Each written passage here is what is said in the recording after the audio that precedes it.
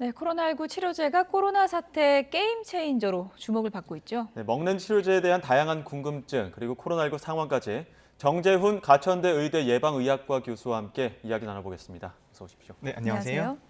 아직 저희가 실물을 본 적이 없기 때문에 도대체 어떤 약일까 궁금한데 그냥 감기약처럼 집에서 내가 먹으면 되는 거죠? 네, 경구용 치료제라고 하는 것이 이때까지 나왔던 치료제는 대부분 혈관에 직접적으로 투여하는 방식이었습니다. 하지만 이번에 나온 약제는 마치 감기약처럼 입으로 먹는 형태로 되어 있고요. 그리고 3알 정도로 구성이 되어 있기 때문에 어떠한 상황에서도 좀 쉽게 복용하실 수 있는 그런 형태로 되어 있습니다. 네. 가장 중요한 부분이 효과일 텐데 어느 정도 효과를 볼 수 있는 겁니까? 지금 임상 3상 시험 결과를 보면은 접종하지 않은 고위험군에게 투약을 했을 때, 그리고 그 투약 조건이라고 하는 것이 증상 발현하고 5일 이내입니다. 5일 이내에 투약을 했을 때 입원 또는 사망할 위험이 80% 후반까지 감소한다, 이런 결과가 나와 있는 것이고요. 예. 하지만 80%대 효과라고 하는 것이 가장 효과가 좋은 집단을 대상으로 연구를 한 겁니다. 그래서 일반 인구 집단에게 적용이 되었을 때에는 이것보다는 효과가 조금 떨어질 수는 있습니다. 예. 보통 효과가 좋은 사람이라고 한다면 건강하고 좀 젊은 층에서 효과가 좋습니까? 아니면 면역력이 좀 떨어지는 쪽에서 효과가 좋은 겁니까? 감염병에서는 중증화 위험이 높은 분들이 이런 기저질환이 있거나 고령의 분들이시거든요. 예. 그런 분들을 대상으로 투약을 했을 때 가장 좋은 효과가 나오는 것으로 나와 있고요. 그리고 투약 조건이라고 하는 것이 중증으로 진행된 상태에서 중증을 회복시키는 기전이 아니라 예. 중증으로의 진행을 막아주는 형태이기 때문에 빠르게 복용하시는 게 매우 중요합니다. 예. 예, 이게 물량이 한정되다 보니까 약을 처방할 수 있는 대상들도 조금 정해져야 될 텐데 그런 말씀하신 부분들도 좀 대상을 선정하는 데 기준이 될 것 같아요. 네, 원칙적으로 경구용 치료제라고 하는 것이 감염 이후에 모든 분들에게 투약을 하더라도 어느 정도 효과가 있을 것으로 예상을 합니다. 하지만 도입 초기에는 물량이 한정되어 있기 때문에 예. 아까 말씀드렸듯이 가장 위험한 집단에게 투약을 하는 것이 사회 전체로 봤을 때는 가장 효과적일 것이고요. 예. 그리고 경구용 치료제의 효과라고 하는 것이 사회적으로 보면 의료 체계에 가하는 부담을 줄여주는 역할을 합니다. 그렇다면 중환자가 될 가능성이 가장 높은 미접종 고위험군부터 투약을 한다라면 아마 가장 좋은 효과를 볼 수 있을 겁니다. 예. 근데 그 위험한 확진자라는 기준이 어떻게 보면은 좀 애매한 경계선에 있는 분들도 많을 것 같고요. 그리고 미접종자라 그래서 무조건 우선순위가 되는 것에 대해서는 또 여러 가지 얘기가 있을 것 같은데요. 이런 기준을 좀 어떻게 구체적으로 세워야 될까요? 그런 기준에 대해서는 당연히 질병관리청이나 아니면 학회의 의견들을 받아서 폭넓게 수렴하는 절차를 거쳐야 되고요. 예. 그리고 이런 그 팬데믹의 초기 상황에서는 공급의 우선순위를 설정하는 것은 어떻게 보면 사회적인 의제에 가깝습니다. 어떻게 공급의 우선순위를 정했을 때 우리 사회가 가장 안전할 수 있을 것인가, 그런 관점에서 정해야 되는 것이기 때문에 여러 가지 단계를 놔두고 공급 우선순위에 따라서 그 단계를 늘려가는 그런 방식이 가장 좋아 보입니다. 실제로 물량이 지금 1월 말에 얼마나 들어올지 우리가 예상할 수가 없는 거잖아요. 네, 아직까지는 예상이 어렵고요. 그리고 2월 이후에 오미크론 변이가 확산이 되면 유행의 규모가 급격하게 커질 수가 있습니다. 그렇게 됐을 때는 예상보다 더 많은 물량이 필요할 수 있기 때문에 그렇죠. 적극적인 확보 정책이 중요한 시점입니다. 예, 이 먹는 치료제가 필요한 환자들이 당연히 많겠지만 투약을 주의해야 되거나 금지되는 환자들도 있을 것 같은데요. 경구용 치료제도 백신과 같이 투약을 결정을 할 때 투약했을 때 얻을 수 있는 효과가 잠재적인 위험보다 압도적으로 크다라면 투약을 결정하게 되는 것이거든요. 하지만 아직까지는 임상 3상 시험 결과가 나와 있고 실제 투약 데이터가 없기 때문에 어떤 경우에 더 위험성이 높아지는지에 대한 자료는 나와 있지 않습니다. 예. 하지만 긴급 허가 상황 같은 것들을 보면 여러 가지 약제와 병용 투여했을 때 위험성이 조금 높아질 수 있다라는 결론들이 나와 있고요. 예를 들어서 항우울제라든지 아니면 고지혈증에 쓰는 약제라든지 협심증에 쓰는 약제들 같은 경우에는 같이 투여하면 위험성이 높아진다라는 보고가 있습니다. 그래서 이런 경우에는 반드시 주치의와 상의를 통해서 이 약의 용량 조절이라든지 투약 여부에 대해서 결정하는 과정을 거쳐야 되고요. 그럼에도 불구하고 매우 초기에는 투약으로 얻을 수 있는 이익이 매우 큰 집단들에게 투약이 됩니다. 예. 그렇기 때문에 가급적이면 투약을 하는 방향으로 결정이 될 수밖에 없는 것이고요. 거기에 있어서 이런 여러 가지 주의사항들이 주치의와의 상담을 통해서 해결해 나갈 수 있는 요소라고 봅니다. 이 약을 확진자에게 어떤 방식으로 전하느냐 이것도 좀 체계가 잘 잡혀야 될 것 같은데 확진자가 이제 약국 가서 받을 수는 없는 노릇이고요. 그리고 이동을 좀 줄이면서 뭐 가정 내에서 복용할 수 있으면 가장 좋은 방법일 것 같은데 이런 것도 좀 준비가 필요하겠죠? 가장 중요한 말씀을 해주셨는데요. 경구용 치료제가 매우 효과가 좋다라고 하더라도 그 효과가 최대화되는 조건들이 있습니다. 네. 아까 말씀드렸듯이 감염되고 최대한 조기에 투약하는 것이 효과적이고요. 그리고 감염 후에 최대한 조기에 투약하기 위해서는 역학조사 체계도 그대로 유지가 되어야 됩니다. 그래야지 접촉자를 추적을 하면서 확진자를 찾아가면서 투약을 할 수 있거든요. 예. 그리고 재택 치료를 한다라고 하더라도 이 약을 제때 잘 전달하는 시스템을 만들어내는 것이 매우 중요한데 그렇죠. 지금 이미 재택 치료 시스템이 어느 정도 정비가 되고 있기 때문에 재택 지원 물품들을 전달하는 과정에서 이 약제들이 같이 전달이 된다라면 아무래도 도움이 될 것으로 보이고요. 예. 하지만 그 과정에서 의료진과의 상담이 필수적인 요소입니다. 그렇기 때문에 의료진과의 상담을 할 수 있는 소통 경로라든지 창구 같은 것들을 마련해 두는 게 매우 중요할 겁니다. 예, 지금 이 경구용 약 같은 경우에 긴급 사용 승인을 거쳤습니다. 그리고 앞서 말씀하신 것처럼 그 환자들의 데이터가 부족하다 보니까 부작용을 우려하는 사람들도 많은데 지금까지 알려진 부작용들이 있습니까? 경증 부작용들이 대부분이고요. 그리고 임상 3상 시험 결과를 보면 실제 약을 드신 분과 위약을 드신 분의 발생률이 거의 비슷했습니다. 그렇다라고 하는 것은 경증 이상 반응에 있어서는 특별한 문제가 없을 가능성이 높다라는 의미이고요. 예. 그럼에도 불구하고 백신에서 봤던 것처럼 임상 3상 시험에서는 발견되지 않았던 매우 드문 빈도의 이상 반응이 드러날 수는 있습니다. 그렇기 때문에 이런 모니터링 체계라든지 이상 반응에 대해서 보상하고 그리고 감시하는 체계들을 잘 만들어 나가는 것이 매우 중요한 요소입니다. 예. 지금 이제 긴급 승인이 난 건 팍스로비드 코로나 이제 화이자 치료제인 거고요. 머크 사건은 아직 승인 안 난 거죠? 네, 몰루피라비르 같은 경우에는 아직까지 긴급 승인까지는 나와 있지 않습니다. 두 개의 약제에 큰 차이가 있는데요. 경구용 치료제고 바이러스의 증식을 억제하는 기전을 가지고 있다는 측면에서는 동일하지만 아무래도 머크사의 제품 같은 경우에는 임상 3상 시험에서 중증화율을 떨어뜨리는 정도가 매우 낮은 것으로 나왔습니다. 예. 그렇다면 긴급 승인의 요건은 투약을 해서 얻을 수 있는 이익이 잠재적인 피해보다 크다라는 그런 판단이 있어야 되는 것이거든요. 하지만 머크사의 제품 같은 경우에는 그 경계선에 걸쳐 있다라고 볼 수 있고요. 예. 그렇기 때문에 긴급 승인이 조금 더 늦어지고 있다 이렇게 보시면 될 것 같습니다. 예, 지금 당국에서도 오미크론 변이가 우세종이 될 것이다 이런 예측들도 하고 있고요. 그러다 보니까 그 파이자사가 개발한 팍스로비드가 오미크론에도 좀 변이에 효과적일 것이다 이런 의견들이 나와서 조금 더 희망적인 관측들이 나오고 있거든요. 아무래도 경구용 치료제 같은 경우에는 지금 지속되는 변이에는 대응 가능성이 조금 높다라고 볼 수 있습니다.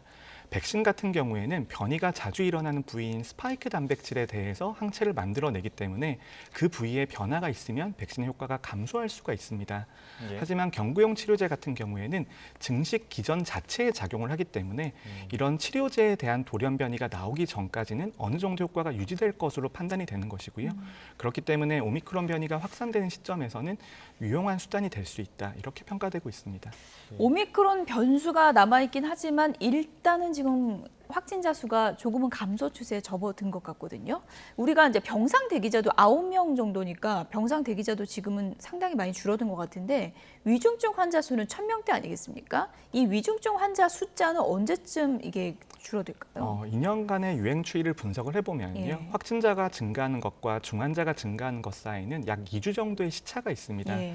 그렇기 때문에 확진자 증가하고 나서 2주 정도 뒤에 중환자가 늘어나는 것이고요. 확진자가 감소하고 나서 2주 뒤에 중환자가 감소하게 되는 것인데 지금 상황에서는 이때까지 적체된 중환자들이 있었습니다. 네. 그렇기 때문에 2주 뒤에도 감소하지 않을 가능성이 저는 높다고 생각을 하고요. 지금 정도의 수준을 유지하는 것만 해도 예. 의료 체계에 있어서는 매우 큰 여유를 줄 수 있는 그런 시간이라고 봅니다. 특히 중환자 병상 점유율 같은 경우에는 환자의 규모가 줄어드는 것도 중요하지만 전체적인 병상 수가 늘어나는 것도 중요한 상황이거든요.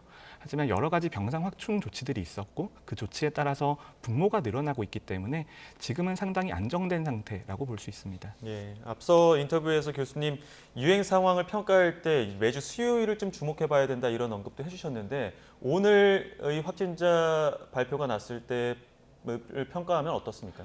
네, 전문가들은 대부분 일주일 평균 확진자 수치를 말씀을 드리지만 국민 같은 경우에는 가장 높은 확진자 수치를 많이 그렇죠. 보시거든요. 예. 그게 발표가 되는 것이 수요일입니다. 그래서 수요일의 수치를 보시면 유행의 추이를 그래도 정확하게 보실 수가 있는데요. 지금은 확연한 감소 추세로 접어들었다라고 볼 수 있고요. 예. 그럼에도 불구하고 과거 4주 정도의 유행 증가 추세가 매우 가팔랐기 때문에 예전 정도의 수준으로 돌아가기 위해서는 앞으로 2주에서 3주 정도의 시간이 걸립니다. 2주에서 3주 정도 지금의 추세 추세가 이루어진다라면 확진자가 3,000명대 정도까지는 내려갈 수 있을 것이다라는 판단을 하고 있고요. 예. 그리고 그런 조치가 이루어져서 의료 체계에 여유가 있어야지 예. 2월 말부터는 오미크론 변이가 우세종화가 되면서 더욱더 전파 능력이 높아질 것으로 예상이 되고 있습니다. 그렇기 때문에 그때까지 시간을 벌고 의료 체계가 정비할 그럴 기회로 삼아야 됩니다. 지금 말씀하신 내용대로라면 우리가 시간을 더 벌어야 된다라는 말씀이신데 그럼 거리두기 연장 가능성이 높겠네요. 거리두기 같은 경우에는 지금 2주만으로는 의료 체계의 부담을 완전히 해소하기는 모자라다라고 생각을 합니다. 그렇기 때문에 2주 정도의 연장 조치가 불가피하다라고 생각을 하고요. 그럼에도 불구하고 저희가 방역 전문가의 입장에서도 경제를 생각하지 않을 수 없습니다. 예. 그렇기 때문에 자영업자와 소상공인에 대해서 내실 있는 보상 조치가 있어야지만 이 조치가 이어나갈 수 있는 것이고요. 이런 사회적인 신뢰가 없다라면 오미크론 변이가 급격하게 확산했을 때 다시 한번 긴급 조치들이 나올 수가 있습니다만 그때 있어서 국민의 참여를 담보할 수 없다라고 봅니다. 지금 국민들 입장에서는 이 거리두기가 언제쯤 풀릴까 이런 것들도 굉장히 큰 관심일 텐데 교수님 말씀하신 것처럼 2, 3주 뒤에는 한 3,000명대로 떨어진다 이렇게 좀 예측을 하셨습니다. 과연 이 거리두기를 연장하지 않고 좀 완화를 시킨다고 한다면 그 기준이 되는 시점은 언제쯤으로 판단하십니까? 그런 시점을 정하기는 매우 어렵다고 생각을 하고요. 저는 팬데믹에 있어서 가장 중요한 것이 같은 실수를 반복하지 않는 것이라고 생각을 합니다. 예. 단계적 일상회복 1단계에서 저희가 했던 실수가 무엇이었냐면 백신의 효과 감소에 대해서 적극적인 조치가 없었다라는 것과 그다음에 단계적 일상회복에 있어서의 속도가 너무 빠르게 진행되었다라는 측면이 있거든요. 예. 그렇다면 지금의 긴급 멈춤 조치가 2주가 더 연장된다라고 하더라도 그 다음에 완화에 있어서는 예전보다 속도는 조금 더 천천히 갈 필요가 있다라고 봅니다. 예, 신중하게 결정해야 될 부분이니까 앞으로 좀 추이를 봐야 되는 것 같고요. 오미크론 얘기를 좀 해보면 물론 우리가 방심하면 안 된다. 정부에서 이제 강조는 하고 있는데 외신 같은 데 분석을 보면 코로나가 감기로 가는 1단계일 수 있다. 이런 또 전망도 있더라고요. 어떻게 보십니까? 그런 전망이 우리나라에서는 조금 이르다고 생각을 합니다. 변이 바이러스를 평가를 할 때는 세 가지 요소를 보셔야 되는데요. 첫 번째는 자체적으로 전파 능력이 얼마나 높아지는지를 보셔야 되고 예. 백신의 효과를 얼마나 회피하는지를 보셔야 되는 게 두 번째이고 마지막으로는 중증화율의 변화가 있는지를 살펴보는 예. 게 매우 중요합니다. 하지만 앞서 말씀드린 두 가지 같은 경우에는 오미크론 변이가 매우 전파력이 높고 백신의 효과를 떨어뜨린다라는 사실은 증명이 되어 있습니다. 그렇죠. 그리고 이번 주에 들어서서 중증화율에 대한 데이터들도 나오고 있는데요. 근데 그 데이터를 살펴보면 영국에서는 오미크론 변이가 유행을 하면서 중환자실이나 사망할 가능성이 매우 떨어지는 것으로 나오고 있습니다. 예. 크게 보면 70% 정도까지 떨어진다라고 볼 수 있는데요. 근데 그 수치가 나온 배경을 살펴보면 백신 접종의 효과이거나 과거에 코로나19에 감염되었다가 오미크론에 재감염된 사람들의 효과가 매우 큰 것으로 나옵니다. 그렇다면 우리나라에 있어서는 과거에 코로나19에 감염되었던 사람들의 비율이 유럽이나 서구 국가들보다는 훨씬 낮은 수준이기 때문에 예. 중증화율의 감소 정도가 서구 것만큼은 크지 않을 수 있다라고 볼 수 있고요. 그렇다면 전파력은 2배 이상 높아진 상태에서 예. 중증화율이 20에서 30% 정도 감소한다라고 하더라도 실제적인 중환자 숫자나 사망자 숫자를 보면 이전보다 훨씬 더 늘어난 것처럼 보일 수가 있습니다. 예. 그렇기 때문에 우리나라에서는 조금 더 신중하게 접근을 해야 된다고 변이 봅니다. 자체가 엄청 약하고 이런 게 아니라 백신을 많이 맞은 상황이기 때문에 이전보다는 우리가 중증화율이 낮아지는 것이다. 이렇게도 볼 수 있는 건가요? 백신의 효과도 분명히 있고요. 예. 또 하나는 변이가 많이 이루어지면서 예전에는 코로나19에 한번 감염되었으면 재감염되는 사람들의 비율이 매우 낮았습니다. 근데 지금의 영국 데이터를 보면 전체 오미크론 감염자 중에 약 10% 정도가 과거에 코로나19에 확진된 이력이 있었고요. 그리고 전체적인 숨어있는 감염자까지 고려하면 전체 감염자 중에 약 20% 정도까지는 재감염으로 판단할 수 있는 요소가 있습니다. 예. 하지만 그런 부분이 우리나라에선 없기 때문에 중증화율의 감소가 생각보다 크지 않을 수 있다는 것이죠. 예, 지금 어찌됐든 저희가 가장 할 수 있는 최선의 방법은 백신 접종일 텐데 정부도 백신 접종을 12세 미만으로 확대하는 방안도 검토하고 있습니다. 그런데 여러모로 고려해야 될 것들도 많고 학부모들도 설득이 필요할 것 같은데 이 부분은 어떻게 보십니까? 저는 12세 미만 접종에 대해서는 과학적인 근거와 평가가 추가적으로 필요하다라고 생각을 합니다. 지금 시점에서는 오미크론 변이가 유행을 하고 있는데 지금 아이들이 접종을 시작을 해서 2차 접종을 완료할 시점이 되면 사실상 오미크론 변이가 우세종이 될 가능성이 높습니다. 예. 그렇다면 2회 접종을 한다라고 하더라도 감염 예방 효과에 있어서는 이전보다는 효과가 많이 감소할 수 있기 때문에 이런 편익이 감소하는 부분에 대해서 과학적으로 평가가 이루어져야지 접종 결정을 할 수 있다라고 생각을 하고요. 우리나라에서도 많은 전문가들이 이 부분에 대해서 평가를 진행을 하고 있습니다. 예. 여기까지 정리하겠습니다. 지금까지 정재훈 가천대 의대 예방의학과 교수였습니다. 오늘 고맙습니다. 네, 감사합니다.